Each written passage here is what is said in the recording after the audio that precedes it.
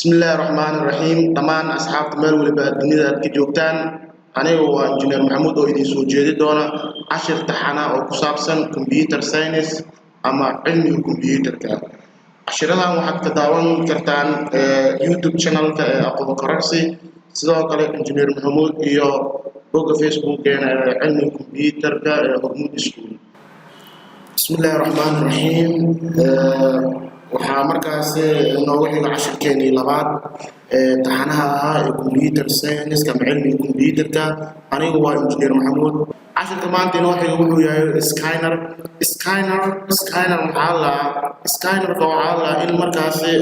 waa aalad input ah taasoo markaa loogu talagalay in lagu qaado documents iyadoo markaas photographs lagu qaadayo computer kala gelinayo scanner is an input device waa aalad markaa input ah input device ka hore ayaan kaga soo hadalnay input device waa aalada markaas computer ka xogta lagu geliyo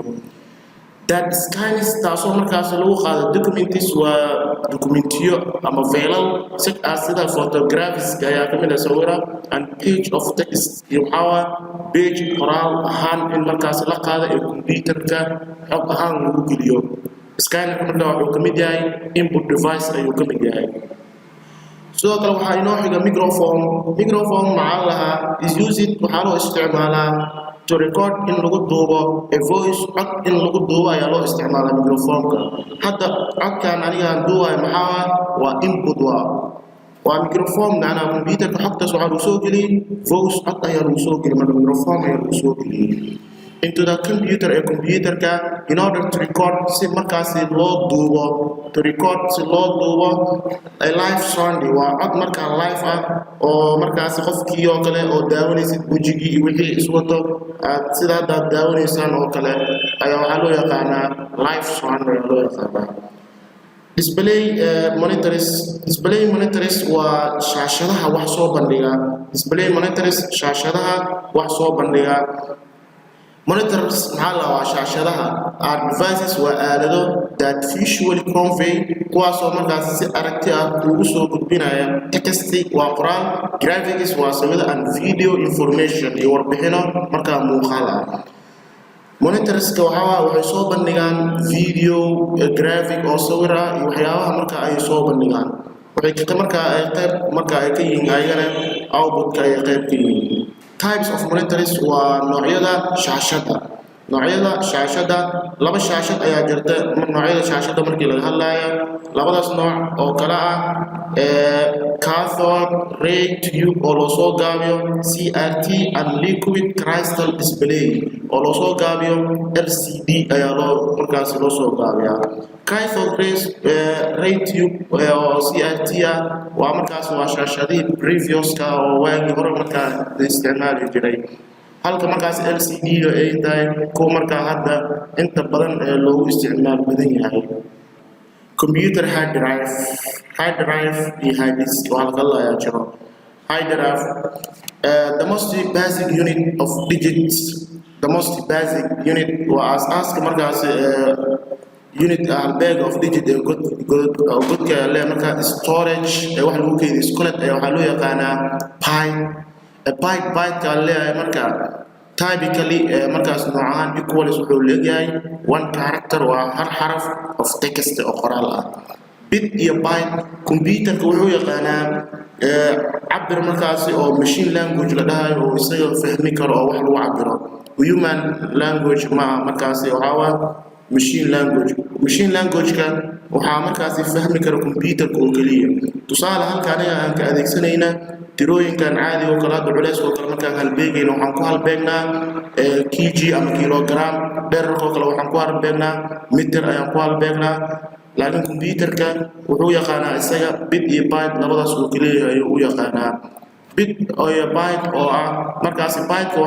waa one character hal xarf oo text oo qoraal ayaa leeyahay 1000 byte halkuna markaas byte ayaa le equal ay wuxuu la mid yahay 1 kilobyte ayuu leeyahay oo KB tusaale kale sawir ama teleefankaaga ku jiro kale inta markaas oo ku fadhiisanaya baaxad ahaan marka loo fiiriyo waa KB waa marka KB meel yar markaas ayuu ku fadhiisanayaa 1000 kilobyte hal kun oo kilobyte ayaa markaasi or 1 million bytes ka ayaa waxa equal ay lamid yihiin 1 megabyte oo marka loo soo gaabiyo MB MB iyo KB waxa weyn MB ayaa weyn KB ayaa yar sidoo kale 1000 megabytes ayaa or 1 billion bytes equal ayaa waxa lamid tahay 1 gigabyte oo ah GB ayaa lamid tahay halka GB wuxuu lamid yahay 1024 MB ayuu lamid yahay 1000 gigabyte or 1 trillion bytes equal ay waxa lamid tahay 1 hal ay marka lamid tahay waxa kale oo inoo xiga memory waxa waa xusuus memory xusuus ama xusuusaya hard diskiga is a device waa aalad provides taasoo bixiso long term storage waa kaydin markaas dheer for your data xogtaada inaad markaa ku kaydiso your computer kaada also xitaa needs wuxuu u baahan yahay short term storage markaa kaydin yar ayuu u baahan yahay to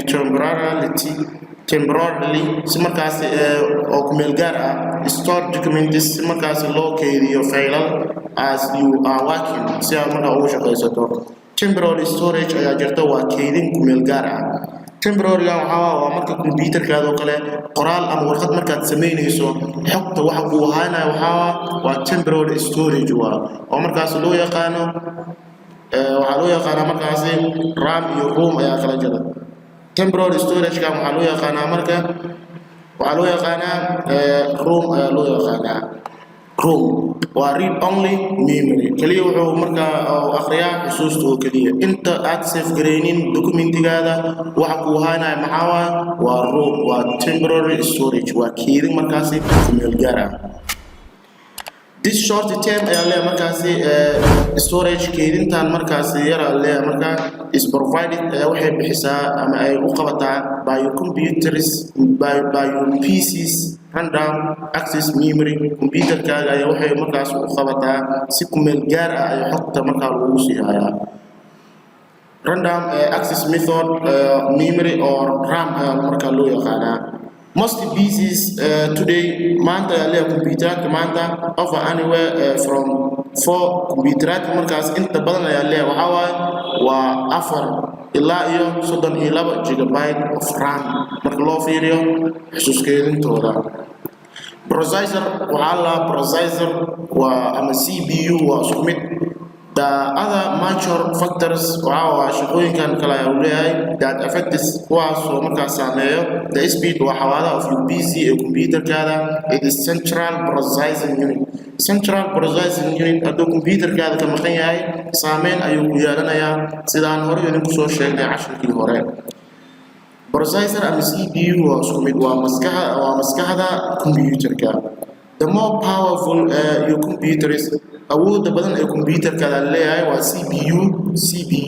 measured ayaa lagu cabiraa inuu yahay CPU in term of markaas waxaa lagu cabiraa of gigahertz ayaa lagu cabiraa GHz the faster your system waa markaas midka haddana ugu dhaqsiyaha badan marka loo fiiriyo habka ayaa leeyahay communications devices waa aaladaha marka wax isku gaarsiiyo communication device aaladaha wax isku gaarsiiyo is a hardware component waa isku dhisyo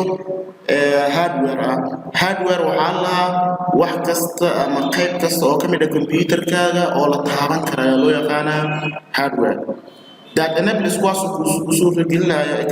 computerka to send in markaa lagu diro transmit in lagu gudbiyo waa isku mid send transmit and receive data si markaa xog loo geersiiyo instructions qaabkan ama habeentan leeyahay in la habeeyo an information iyo warbixin to and from iyadoo laga keenayo one or more computers hal computer in ka badan oo mobile device ama aalad telephone transmission media iyadoo markaas la sameynayo gudbin tusaale computer ayaa waxaa gudbinaya computer kala xog ama computer ayaa waxaa xog u gudbinaya telephone ama telefonka ayaa xog kala soo gudbinaya computerka ayaa loo soo gudbinaya waa transmit ayaa dhacaya computerka consists of wuxuu ka kooban yahay hardware and software hardware waxaa lahaa keyboard kiya kamid ah oo la taaban karo mouse kiya kamid ah waxyaabahaas ayaa waxaa loo yaqaanaa hardware ayaa loo yaqaanaa software na waa barnaamijyada barnaamijyada markaa oo ka shaqaysiiya computerkaaga ayaa waxaa loo yaqaanaa software. Computerkaaga haddii software uu lahayn hardware-ka wax ma qabto. haddii hardware oo markaa lahaynna software la'aan labadaba marka waxaa waa relationship ayaa ka dhexeeya, xiriir ayaa markaa ka dhexeeya. computerka waa kan marka waxaa loo qaybiyaa hardware iyo software. hardware-ka waa kuwaana hardware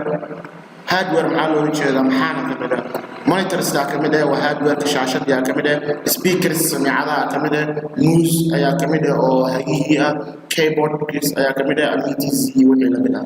keyboard waa loo xafriyaashu waa markaa computerka xogta ka soo gelinayso. software-ka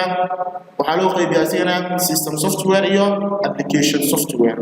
application software iyo system software labadaas ayaa loo kala qaybiyaa software iyo hardware halka ayaa markaa kaga soo baxnay. what is hardware? hardware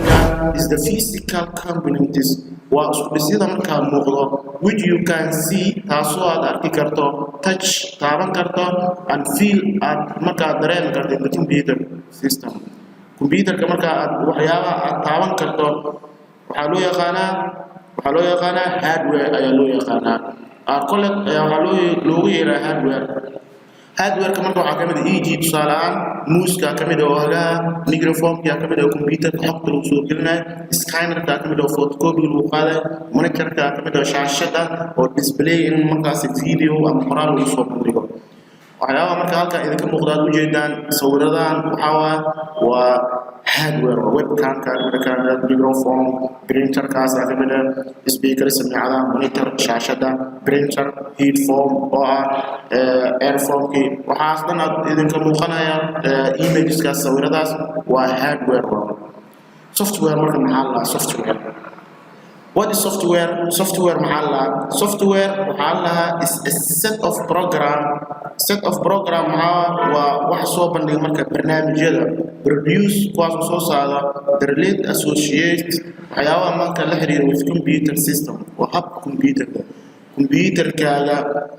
hardware iyo software waxa isku xiran hardware-kaaga macnaha computerka waxyaabaha markaas ka shaqaysiiya ayaa waxaa loo yaqaanaa software ama dhaqdhaqaaqa ka dhex dhacaya waxaa loo yaqaanaa software. computer software consists of wuxuu ka kooban yahay system software and application software labadaas ayaa markaa kooban yihiin. system software-kana consists of wuxuu ka kooban yahay programs waa barnaamijyo, control si markaa loo ilaaliyo, the operations waa shaqooyinka of computer ee computerka, and it is device iyo aaladihiisa. MS-DOS iyo MS Windows system software ayaa loo yaqaanaa. MS-DOS iyo MS Windows. application software-kana consists of waxay ka kooban yihiin programs waa barnaamijyo designed kuwaasoo loo nashqadeeyey to make users inay u sameeyaan isticmaalayaasha more productive wax soo saar badan marka. application software waxaa ka mid ah word processing ayaa ka mid ah waxaa ka mid ah MS Word ayaa ka mid ah presentation ayaa ka mid ah markaasi presentation-ka waa Microsoft PowerPoint ayaa loo yaqaanaa. PowerPoint waa presentation marka rabto inaad barnaamij ama waxyaabo soo geliso kale inta badan waxaa la isticmaalaa MS PowerPoint ayaa la isticmaalaa. spreadsheet ayaa jira isagana waa MS waa Microsoft Office Excel ayaa loo isticmaalaa in markaa wax lagu xisaabiyo ama xog lagu keydiyo kale ayaa loo isticmaalaa. spreadsheet ayaa loo yaqaanaa waa xisaabiye waa Excel qaybta Excel. sidoo kale waxaa jira database oo ah isagana MS Access ama Microsoft Office Access ayaa loo yaqaanaa. waa database waa halka markaa iyadna xogta markaa lagu ururiyo oo xogta lagu keydiyo.